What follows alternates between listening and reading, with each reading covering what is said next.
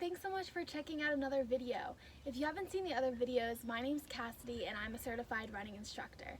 I'm super excited to show you today some cool down stretches to help you after you finish your run. For each of these stretches, you should hold them for around 20 to 30 seconds. If you have the time for 30 seconds, I strongly suggest doing that full time. It's really important to get these stretches in every time you run.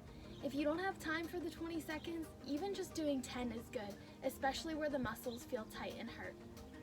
So let's get right into it. Our first stretch that we're going to do is just simply touching our toes, except we're going to add a little something to it so we can feel a little bit more of a stretch. So what you're going to do is you're going to cross your right leg over your left, and then you're going to bend down, hold that for the 20 to 30 seconds, then you're going to switch and take your left leg and cross that over and bend down for the full time. Then once you do that, we're going to go into what I like to call the V stretch. So you're just going to simply go like this and then bend down and touch the ground. After you hold this for the full length, you're going to stretch and reach over to the right side. If you're able to grab that outside of your foot, that would be really good, but if you can only touch the ankle, that's fine. Wherever you can go, but stretch as far down as possible. And then you're going to go over and do the same thing on the left side. Then once we do that, we're going to go into our quad stretch. So if you need to find something to hold on to, feel free. But if you have good balance, then just go like there, wherever you are. So we're going to bend, grab our foot, and stretch it back. If you can grab it with two hands, pull it up as far as you can to really feel that stretch. But just one is fine too, as far as you can go. And then the same thing with the other side. So for the next set of stretches, we're going to move down to the ground. So find a spot where you're able to sit. So what we're going to do for this first one is you're going to have both legs out. We're going to bring our right leg in and bring it over that left leg so you can really pull it up. So when you're here, you're going to want to give your knee a big hug, and then you can look off to the side if you want to get a back stretch as well. But if you really want to stretch right here, lift this up and you can really feel that stretch right along here. If you want to do that and your back's hurting, feel free to do 2 in 1 there, or take the time and after you do that one, switch and just get your back. And then we're going to switch and do the same thing on the other side, really hugging and lifting up. You should really feel that stretch there. And then if you want to get that back stretch as well. Then after you hold that one, we're going to go in and we're going to spread our legs out, and you're going to just reach down and touch that right foot. If you can't go down that far, just touch the ankle, that's totally fine, but try and go as far as you can. Even if you can touch that middle center of your foot, that would be great. Go as far as you can to really feel that stretch. And then switch and do the same thing on the other side.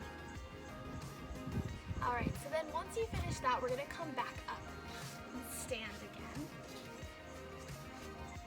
So first we're going to do an arm stretch. So arms are something that is always forgotten about, but they can get tense while you're running. So you want to do this especially if your arms hurt. So there's 2 options with the arm stretch. You can just simply do it right over there, lift your arm across your body, and bring your other one to pull it back.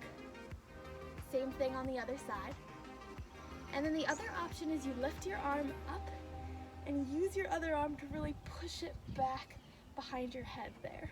So this is what it looks like from behind. And then you can do the same thing on the other side.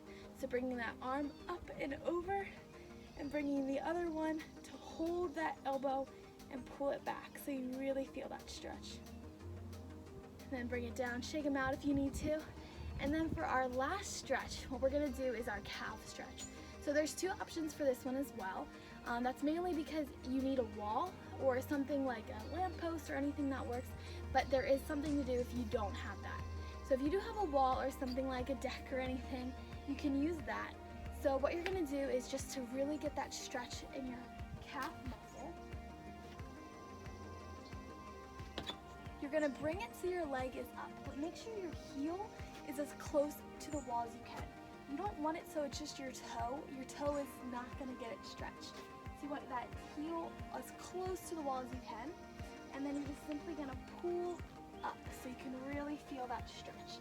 If you're really sore in your calf muscle, you could also add to it and do a little different type of stretch.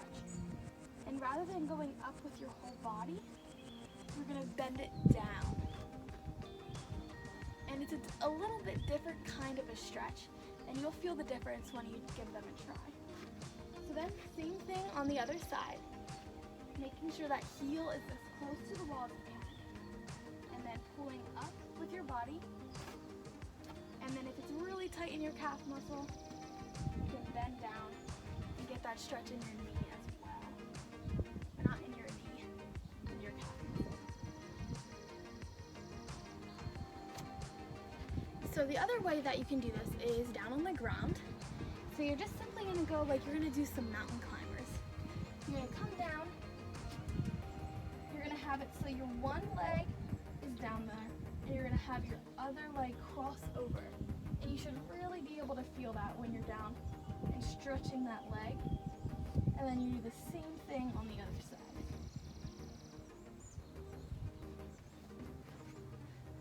And it's important to remember that each of these stretches are for 20 to 30 seconds. I did not do them long enough to count. I just wanted to show you how to do each of them so you'll be able to figure them out, but I did not do it long enough to feel a real stretch. So you really want to get those for 20 to 30 seconds and 30 seconds if you have the time. If you didn't see the last video, make sure to check it out. Some stretches to do before you go out on your run and a warm-up. Those are also super important, and it's important to remember to stretch before and after.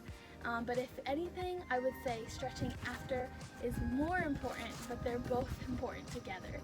So thank you again so much for checking out my video, and if you have time, check it out next week too, and I hope you all have a wonderful week. Thank you!